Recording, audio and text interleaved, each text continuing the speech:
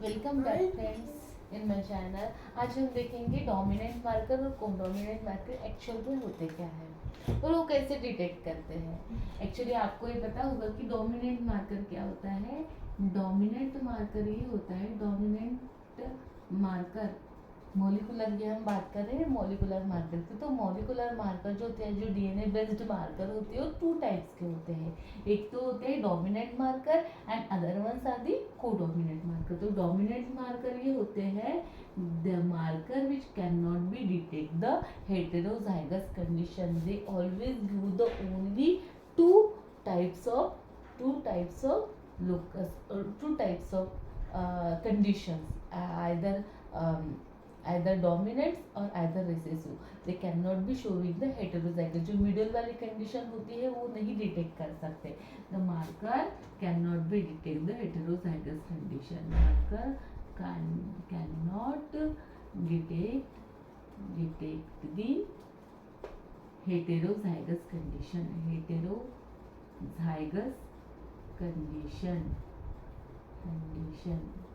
Heterozygous को अलग से डिटेक्ट नहीं करते हैं।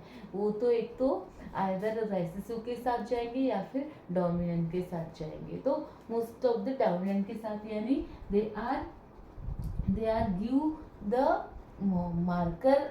Marker identification in the ratio 3:1। 3:1 में ही वो दिखाते हैं। जैसे फिनोटिपिक रेशियो है, जो कि फिनोटिपिक रेशियो अगर अपन F2 के प्लांट्स को अगर अपन एनालिसिस करते हैं तो वो क्या डिटेक्ट करेंगे, जो भी दूसरा वाला हेटेरोजाइगस होगा।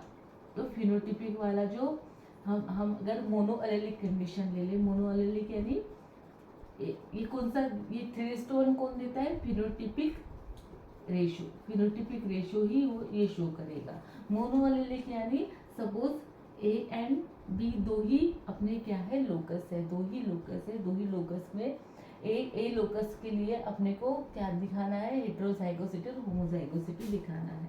ए ही लोकस है और ए वन मोनो एलेलिक के लिए एक जीन है, मोनो एलेलिक जीन है, और उसके लिए हमको हेटेरोजाइगस और होमोजाइगस कंडीशन दिखानी है।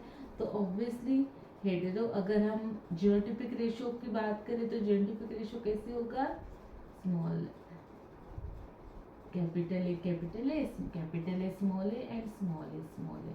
कहाँ पे, इन F2 में। ओके, F2 में कैसे होगा, अगर ऐसे होगा तो ये कौन सा, ये क्या शो करेगा, 1:2:1, जो आपको ऑलरेडी पता है कि जो भी मेंडेलियन रेशियो ये कैसे है, जीनोटिपिक रेशियो। और ये क्या होता है, फिनोटिपिक रेशियो। ये होता है फिनोटिपिक रेशियो। तो ये हमेशा क्या करेगा, डोमिनेंट मार्कर फिनोटिपिक रेशियो ही शो करेगा। यानी अगर when we go for the gel electrophoresis, अगर इस मार्कर को हम रन करेंगे और रन करने के बाद अगर हम जेल इलेक्ट्रोफोरेसिस करते हैं, हमारा प्लांट नंबर 1 है, 2 है और 3 है, तो एक तो हमारा बैंड यहाँ पे दिखाएगा। सपोज हमारा जो कैपिटल ए हमारा 200 बेस पेयर पे बैंड दिखा रहा है, और स्मॉल ए हमारा 100 बेस पेयर पे बैंड दिखा रहा है। जो मिडल वाले हैं हेटेरोजाइगस कंडीशन, वो हमारे 150 पे बेस पेयर पे, ये जो बेस पेयर्स है, ओके, ये बेस पेयर्स है, बेस पेयर पे बैंड दिखाते हैं। तो अपना जो प्लांट है वो एक तो 200 पे, एक जो दिखाएगा 200 पे। अगर हमने 4 प्लांट्स ले लिए, ये टोटल 4 है ना, 4 प्लांट्स, तो रेशियो में हम दिखा रहे हैं, लेकिन हम अगर हम नंबर 4 नंबर के प्लांट ले लेते हैं तो हमारा जो डोमिनेंट सपोज कैपिटल है हमारा 200 बेस पेयर पे दिखा रहा है।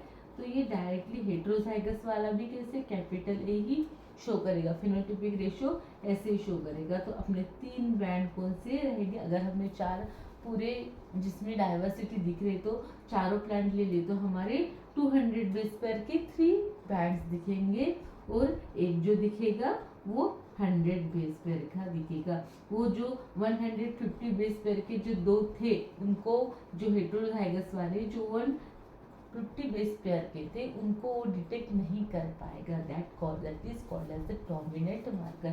इसी को क्या बोलेंगे हम? डोमिनेंट मार्कर बोलेंगे। और अभी देख लो, ये हो गया डोमिनेंट और ये हो गया codominant. Codominant marker, codominant marker ये क्या कर सकते हैं? It can be detect the homozygous as well as heterozygous condition of the gene. It can be detect homozygous and as well as heterozygous condition of the heterozygous condition of gene। अगर हमें इसका gel electrophoresis हमें अगर करना हो, ये अपना gel electrophoresis है। अगेन हमारे पास 200, 150 और 100 बेस पेयर के जीन है और हमने यहाँ से रन किया है अपना हमने 1 नंबर का 2, 3 एंड 4 नंबर के प्लांट्स, 4 नंबर ऑफ प्लांट्स हमने रन किए हैं। 4 नंबर ऑफ प्लांट की डीएनए हमने पीसीआर लगा के या फिर मार्कर के साथ डिसॉल्व करके हमने रन किए, जेल इलेक्ट्रोफोरेसिस किया तो क्या होगा? तो हमारा जो एक तो प्लांट दिखाएगा जो कि कैपिटल ए है। ओके, ये हम ऐसे लिख सकते capital A, small A, small A. तो हमारा कैपिटल ए वो क्या दिखाएगा? 200 बेस पेयर का। अभी हमारे 2 है, कैपिटल ए, कैपिटल बी, जो हमने मेंडेलियन रेशो पढ़ा है। तो उसमें हमारे दोनों प्लांट कहाँ पे? हेटेरोजाइगस कंडीशन पे बैंड दिखाएंगे, 150 बेस पेयर पे बैंड दिखाएंगे। और एक जो है हमारा 4 नंबर का जिसके पास था अपना जीन स्मॉल ए वो हमारा 100 बेस पेयर का बैंड दिखाएगा। यानी they can be detect the heterozygous condition also as well as homozygous.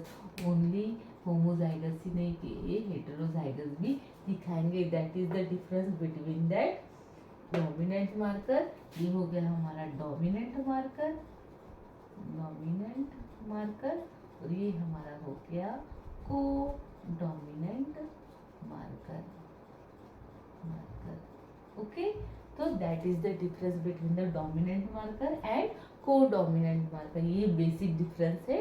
ये अगर आप ये क्लियर हो गया कि आप अभी कभी नहीं भूलोगे। बस इतना ही ध्यान में रखना है कि को डोमिनेंट है यानी हेटेरोजाइगस कंडीशन बताएगा, डोमिनेंट है यानी ओनली होमोजाइगस वाले के साथ ही जाएगा, जो डोमिनेंट है उसके साथ जाएगा। जो भी हेटेरोजाइगस 2 होंगे, जो भी रहेंगे वो डोमिनेंट के साथ शो करने के लिए जाएंगे, वो रेसेसिव वाला शो नहीं करेंगे। अगर हमें एग्जाम्पल इसके लिखने हैं एग्जाम्पल, तो हम लिख सकते हैं रैंडम एम्प्लीफाइड पॉलीमॉर्फिक डीएनए या फिर AFLP यानी amplified fragment length polymorphism. This are the example. और इसके हमको एग्जाम्पल्स लिखने हैं तो कौन से लिख सकेंगे? RF random fragment length polymorphism, या फिर हम लिख सकते हैं SSR। ओके, और अभी जो बहुत सारे मार्कर्स है वो कैसे है अभी के को डोमिनेंट है। और we are mostly prefer the codominant marker. हम ज़्यादा से ज़्यादा को डोमिनेंट को प्रिफर करते हैं क्योंकि वो हेटेरोजाइगस वाले भी कंडीशन हमको दिखाते हैं, वो ओनली होमोजाइगस की कंडीशन नहीं दिखाते हैं। Therefore we are always prefer to the hetero codominant marker. जो भी अभी SSR या फिर अभी जो चल रहे SNP वाले हैं, SNP सिंगल न्यूक्लियोटाइड पॉलीमॉर्फिज्म, तो ये सभी कौन से को डोमिनेंट मार्कर है। Okay, thank you friends. If any have doubt then can comment me. Okay, thank you.